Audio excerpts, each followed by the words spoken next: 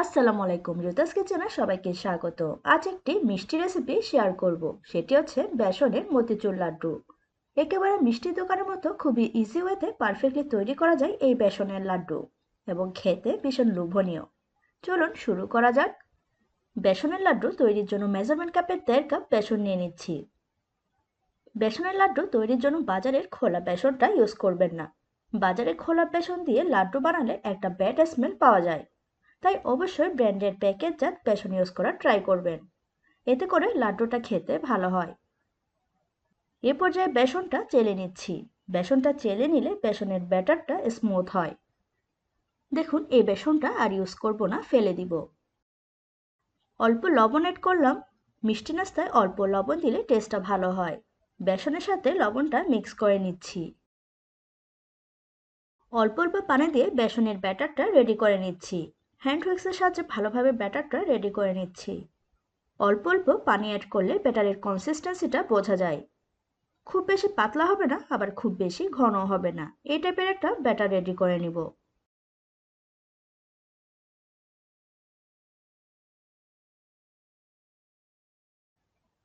অল্প ঘি অ্যাড করছি। ঘি দিলে ফ্লেভারটা অনেক ভালো হয়।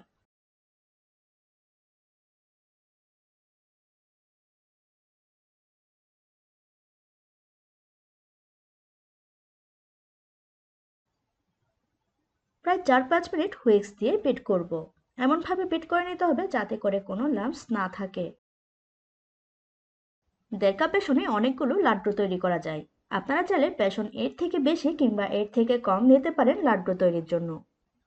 ঘনত্বটা দেখে নিশ্চয়ই বুঝতে পারছেন ঠিক কেমন হয়েছে।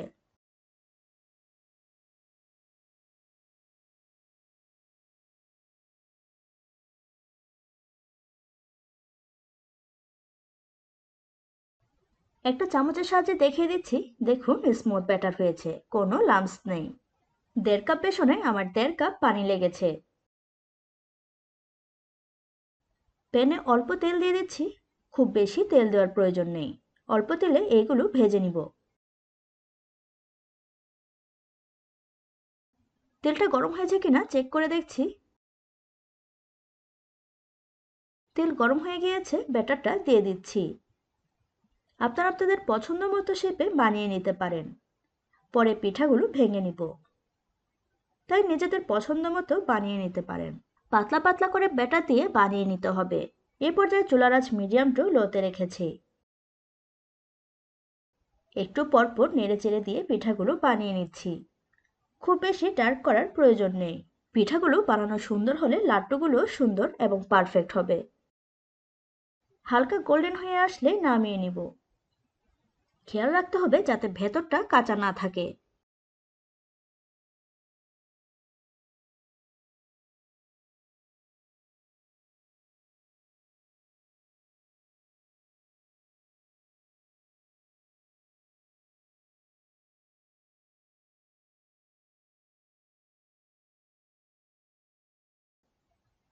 এগুলো ভেজে নেওয়া হয়ে গেছে, তেল থেকে উঠিয়ে নিচ্ছি।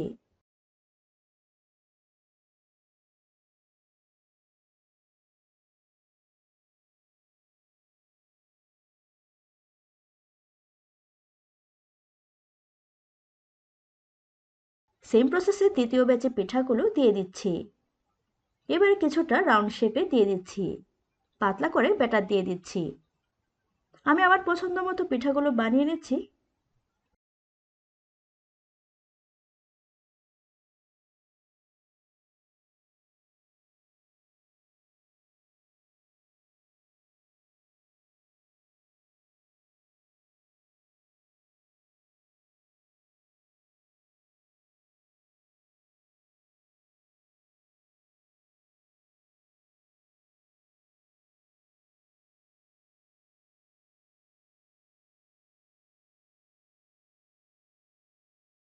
একটু পর পর নেড়েচেড়ে দিচ্ছি।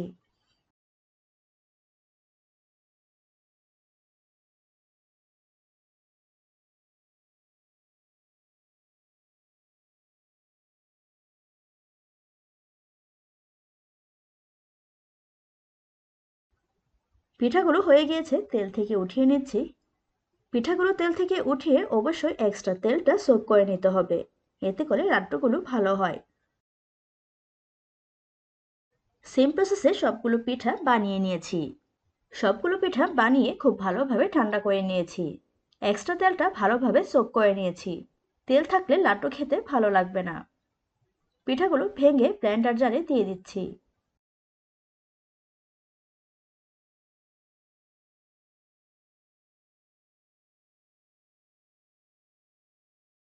এ পর্যায়ে এগুলো ব্লেন্ড করে নিতে হবে। ব্লেন্ড করে নেওয়া হয়ে গিয়েছে। দেখুন এগুলো মিহি হবে না, দানা দানা কিংবা গুঁড়া গুঁড়া থাকবে, অনেকটা ব্রেড ক্রামের মতো। শিরাটা রেডি করে নেওয়ার জন্য চলে এসেছি। মেজারমেন্ট কাপের 1 কাপ এবং 1/3 কাপ চিনি দিয়ে দিলাম। মেজারমেন্ট কাপের 1.5 কাপ পানি দিয়ে দিচ্ছি। আপনারা যদি মিষ্টি বেশি খেতে চান সেক্ষেত্রে চিনিটা আরও বাড়িয়ে নিতে পারেন।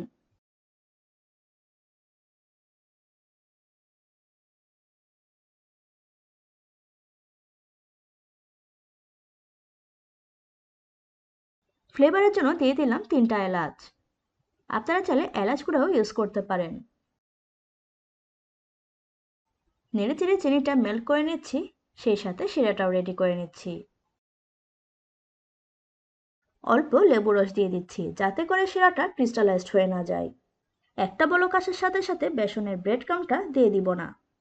একটা বলক আসার সাথে সাথে বেসনের ব্রেড ক্রাম্বটা দিলে সেটা আটার ডোয়ের মতো হয়ে যাবে। তা কিছুটা ঘন কিংবা একতার হয়ে আসা পর্যন্ত ওয়েট করতে হবে। দিয়ে দিচ্ছি অরেঞ্জ ফুড কালার। কালার দিলে দেখতে সুন্দর লাগে। আপনারা চাইলে ইয়েলো ফুড কালারও ইউজ করতে পারেন।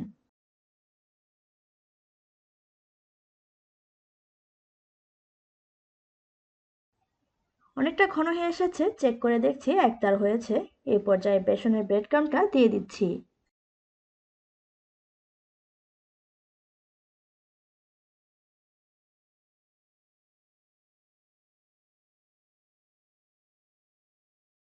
নেড়ে চেড়ে শিরার সাথে বেসনের ব্রেড ক্রাম্ব মিক্স করে নিচ্ছি। এই পর্যায়ে চুলার আঁচ মিডিয়াম টু লোতে রেখেছি।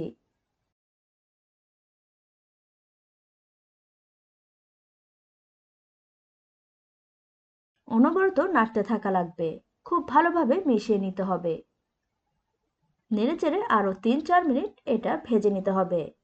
একটু কষ্ট হলেও অনবরত নাড়তে থাকা লাগবে। যখন দেখবেন প্যানের গা ছেড়ে আসছে তখন বুঝতে হবে এটা রেডি হয়ে গিয়েছে।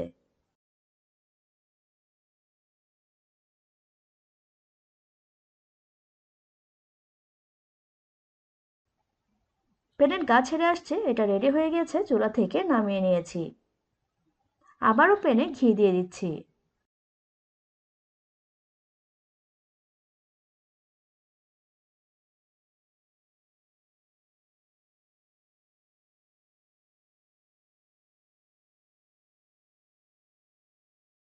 দিয়ে দিচ্ছি কিছু কাঠবাদাম কুচি আর কিছু কিশমিশ। আপনারা চাইলে বাদাম গুঁড়ো করেও ইউজ করতে পারেন। ড্রাই ফ্রুটসগুলো হালকা ভেজে নিচ্ছি। আর অবশ্যই ঘিতে ভাজা ট্রাই করবেন এবং লাড্ডুতে ঘি ইউজ করে ট্রাই করবেন। এতে করে বেসনের লাড্ডু খেতে অসাধারণ লাগে। ড্রাই ফ্রুটসগুলো ভেজে নেওয়া হয়ে গিয়েছে, চুলা থেকে নামিয়ে নিয়েছি। ড্রাই ফ্রুটসগুলো বেসনের ব্রেড ক্রামে দিয়ে দিচ্ছি। অল্প পাউডার মিল্ক দিয়ে দিলাম, এটা সম্পূর্ণ অপশনাল। পাউডার মিল্ক দিলে টেস্টটা ভালো হয়। আপনারা চাইলে স্কিপ করতে পারেন। ড্রাই ফ্রুটগুলো দেওয়ার ট্রাই করবেন, এতে করে লাড্ডুটা খেতে দারুণ লাগে। কিছুটা মেখে নিচ্ছি।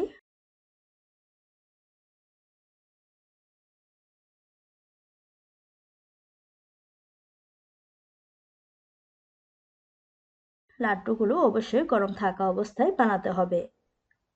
এলাচিগুলো ফেলে দিয়ে লাড্ডুগুলো গরম থাকা অবস্থায় বানিয়ে নিচ্ছি। নর্মালি যেভাবে লাড্ডু তৈরি করি সেম শেপে লাড্ডুগুলো বানিয়ে নিচ্ছি।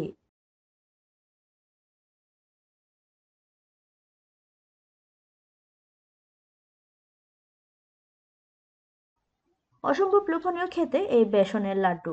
বাসায় অবশ্যই ট্রাই করবেন, পরিবারের সবাই খুবই পছন্দ করবে এবং যে কেউ এই লাড্ডু খেয়ে প্রশংসা করবে।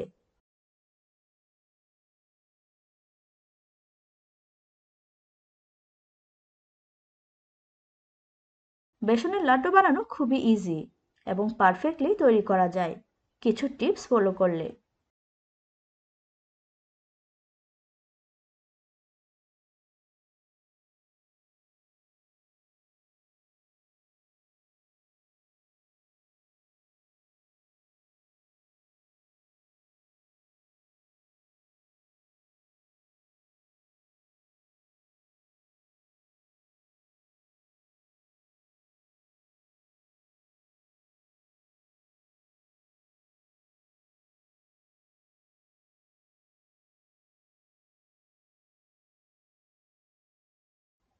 সবগুলো লাড্ডু বানিয়ে নেওয়া হয়ে গিয়েছে।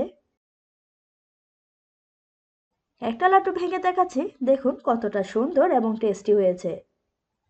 যারা কখনো মিষ্টি তৈরি করেননি তারাও ইজিলি বেসনের লাড্ডু তৈরি করে নিতে পারেন। আশা করছি আমার আজকের বেসনের মতিচুর লাড্ডু আপনাদের ভালো লেগেছে। যদি ভালো লেগে থাকে তাহলে আমার চ্যানেলটি সাবস্ক্রাইব করে আমার পাশে থাকুন। পাশে থাকা বেল আইকনটি প্রেস করে রাখুন যাতে করে নিত্য নতুন ভিডিও সবার আগে পৌঁছে যায় আপনার মোবাইলে। ফ্রেন্ডস এবং ফ্যামিলির সাথে শেয়ার করতে ভুলবেন না কিন্তু। Thanks for watching.